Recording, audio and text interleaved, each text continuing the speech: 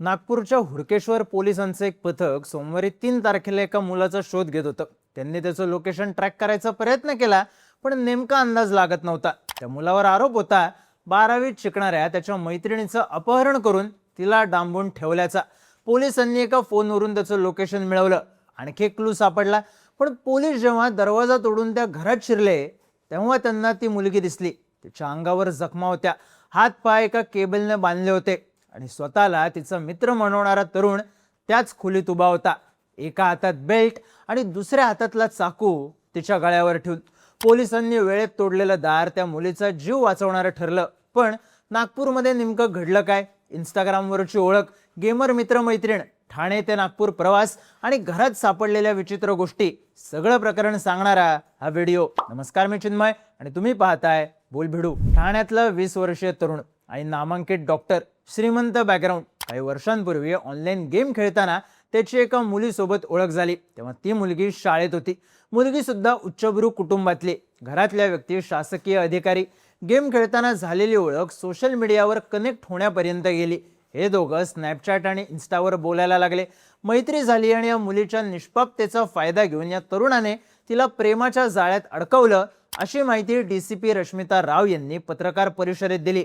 राव यांनी असंही सांगितलं की प्रेमात पडल्यानंतर त्याने या मुलीकडून तिच्या कुटुंबाबद्दलची माहिती काढून घेतली. तर माध्यमांमध्ये असलेल्या बातम्यांनुसार या तरुणाने तिच्याकडून प्रेमाच्या नावाखाली अश्लील फोटो मिळवले आणि हे फोटो व्हायरल करण्याची धमकी देत तिला वारंवार भेटायला बोलवलं. त्यात धक्कादायक गोष्ट म्हणजे या तरुणाने आकाश मेहरा या खोट्या नावाने अकाउंट काढत या मुलीशी ओळख तयार केली होती आणि त्याच नावाने तो तिला भेटत असल्याची शक्यता आहे. काही बातम्यांनुसार या आधीही हे दोघं भेटले होते. तेव्हा या तरुणाने पीडितेला तुझे फोटो सोशल मीडियावर टाकेन अशीच धमकी दिली होती. डीसीपी रश्मिता राव यांनी पत्रकार परिषदेत दिलेल्या माहितीनुसार हा आरोपी तरुण रविवारी 2 ऑगस्टला नागपूरमध्ये आला आणि त्याने पीडितेला भेटायला बोलवलं. रविवारी सकाळी 9:30 वाजता मैत्रिणीला भेटायला जाते असं सांगून पीडिता घराच्या बाहेर पडली आणि त्यानंतर या दोघांची भेट झाली. आधी हे दोघं नागपूरमध्ये काही ठिकाणी फिरले, पण त्यानंतर आरोपी तिला घेऊन दिघोरी भागातल्या एका रूमवर गेला. ही रूम त्याने भाड्याने घेतली होती. इकडे दुपारचे 4 वाजले तरी मुलगी घरी का आली नाही हे बघण्यासाठी तिच्या आईने तिला फोन केला. तेव्हा मुलीने फोन उचलला आणि आपण लवकरच घरी येतोय असं सांगितलं. पण संध्याकाळ झाली तरी ती घरी आली नाही. त्यामुळे तिच्या कुटुंबियांनी तिला फोन करायला सुरुवात केली, पण तिचा फोन बंद येत होता. अनेकदा फोन करून सुद्धा फोन बंदच येत असल्यानं कुटुंबियांची काळजी वाढली. घाबरलेल्या कुटुंबियांनी तिच्या मैत्रिणींना, नातेवाईकांना फोन केले, पण तरीही मुलीचा काहीच पत्ता लागत नव्हता. त्यानंतर रात्री उशिरा मुलीच्या वडिलांनी हुडकेश्वर पोलीस ठाण्यात तक्रार दाखल केली. त्यावरून पोलिसांनी BNSच्या कलम 137(2) अंतर्गत अज्ञात आरोपी विरुद्ध अपहरणाचा गुन्हा दाखल केला आणि मुलीचा शोध घ्यायला सुरुवात झाली. हुडकेश्वर पोलीस ठाण्याच्या ठाणेदार अनामिका मिर्झापुरे यांच्या नेतृत्वातल्या पथकाने लोकेशन आणि इतर तांत्रिक पुराव्यांच्या आधारे तपासाला सुरुवात केली. पीडितेच्या सोशल मीडिया अकाउंटवरून मिळालेल्या माहितीनुसार पोलिसांनी आरोपीची ओळख पटवली आणि हा मोठा ब्रेक थ्रू ठरला. पण तरीही मोठं आव्हान होतं त्या दोघांचं अचूक लोकेशन ट्रॅक करण्याचं. एका बाजूला हुडकेश्वर पोलिसांचा तपास सुरू होता आणि दुसऱ्या बाजूला ठाणे पोलिसांना सुद्धा अलर्ट करण्यात आलं. ठाणे पोलिसांनी या मुलाच्या पालकांचा शोध घेतला आणि या प्रकरणातलं दुसरं मोठं लीड पोलिसांना मिळालं. पोलिसांनी या मुलाच्या आईला सांगितलं, तुम्ही तुमच्या मुलाला फोन करा. पोलिसांच्या आदेशावरून मायलेकाचा फोन झाला. आपण सुखरूप आहोत, काहीच प्रॉब्लेम नाहीये असं या तरुणाने सांगितलं. खरं, पण आईच्या फोनमुळे काहीतरी घोळ असल्याचा डाऊट त्याला आला. मग त्याने लागलीच पीडितेला तिच्या कुटुंबाला फोन करून आपण सुखरूप आहोत हे सांगायला लावलं. तिने तसं केलं सुद्धा, पण या राड्यात पोलिसांना लोकेशन मिळालं.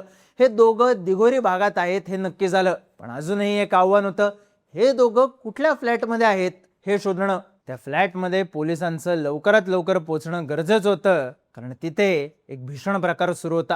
पोलिसांनी पीडितेची सुटका केल्यानंतर डीसीपी राव यांनी माध्यमांशी बोलताना दिलेल्या माहितीनुसार आरोपीने या तरुणीवर 24 तासांपेक्षा जास्त वेळ अत्याचार केले. तिच्या अंगावर अनेक ठिकाणी जखमा केल्या, बेल्टने मारहाण केली. एवढंच नाही तर पोलिसांना या घरातून काही आक्षेपार्ह टॉयज, पट्टे सुद्धा सापडलेत असंही बातम्यांमधून सांगण्यात येत आहे. त्यात या सगळ्या प्रकाराचे आरोपीने काही व्हिडिओ सुद्धा रेकॉर्ड केले आणि ते व्हायरल करायची धमकी तो पीडितेला देत होता. त्यामुळेच पोलिसांचं त्या फ्लॅटवर लवकरात लवकर पोहोचणं गरजेचं होतं, कारण पीडितेच्या जीवाला धोका होता. पोलीस दिगोरी भागात तर पोहोचले होते, पण हे दोघं नेमके कोणत्या घरात आहेत याचा शोध लागत नव्हता. अशातच पोलिसांना त्याच भागात एक झोमॅटो डिलिव्हरी बॉय दिसला. पोलिसांनी त्याच्याकडे चौकशी केली. कुठली ऑर्डर आहे, कुणाकडे द्यायची आहे, सगळी माहिती काढून घेतली आणि ऑर्डर देणाऱ्याचा फोन नंबर मॅच झाल्याने आपला बाण योग्य ठिकाणी लागलाय हे पोलिसांच्या लक्षात आलं. मग डिलिव्हरी बॉयच्या मदतीने पोलिसांनी घर शोधलं. डिलिव्हरी बॉयने हेच घर असल्याचा सिग्नल दिला, पण घराचा दरवाजा आतून बंद होता. पोलिसांनी दार वाजवलं आणि भीतीचा नवा पिक्चर सुरू झाला. या आरोपीने पोलिसांनाच धमकी द्यायला सुरुवात केली. जर तुम्ही आत आलात तर हिच्यावर चाकूने हल्ला करेल अशी धमकी तो देत होता. रात्रीचे 11, 11:30 वाजून गेले होते. मुलगी घरातून जाऊन बराच वेळ झाला होता. अपहरणाची तक्रार येऊन सुद्धा 24 तास उलटून गेले होते. पीडितेची अवस्था कशी असेल याची भीती होती. पोलिसांनी जास्त वेळ न दवडता दरवाजा तोडला आणि आतलं दृश्य बघून पोलीस सुद्धा हादरले. पीडिता एका पलंगावर होती. तिचे हातपाय बांधलेले आणि आरोपीने तिच्या गळ्यावर चाकू धरला होता. पण पोलिसांनी झडप घालून आरोपीला पकडलं आणि हा थरार संपला. पोलिसांनी आरोपीला अटक केली तर पीडितेला हॉस्पिटलमध्ये नेण्यात आलं. तिची शारीरिक आणि मानसिक अवस्था भीषण होती. तिच्या अंगावर जखमा होत्या. तिच्यावर सर्जरी करण्यात आली आणि त्यानंतर तिची प्रकृती स्थिर झाली. पोलिसांनी आरोपीला मंगळवारी कोर्टात हजर केलं, तेव्हा त्याला 2 दिवसांची पोलीस कोठडी सुनावण्यात आली. डीसीपी रश्मिता राव यांनी पत्रकार परिषदेत दिलेल्या माहितीनुसार या आरोपीने 99 एकर्स नावाच्या वेबसाईटवरून ही रूम भाड्याने घेतल्याची प्राथमिक माहिती आहे. त्याने ही रूम किती दिवसांसाठी आणि किती रुपयात भाड्याने घेतली होती याचा शोध सुरू आहे. सोबतच या आरोपीकडे 50,000 रुपये आणि चाकू सापडला. ते नेमके कुठून आले याचाही तपास सुरू आहे. एका तपास अधिकाऱ्याने माध्यमांशी बोलताना दावा केला की हा आरोपी सायको असल्याचा संशय आहे, कारण त्याला पकडल्यावर तो फक्त आईशी बोलायचंय एवढंच म्हणत होता. आता त्याने हा प्रकार कुठली वेब सिरीज किंवा क्राईम थ्रिलर पाहून केला का याचा तपास सुरू आहे. पण या घटनेनं फक्त नागपूरला नाही तर सगळ्या महाराष्ट्राला हादरा दिलाय, कारण पोलिसांनी पत्रकार परिषदेत एक वाक्य उच्चारलं, जर आम्ही 1 मिनिट सुद्धा उशीर केला असता तर तिचा जीव गेला असता.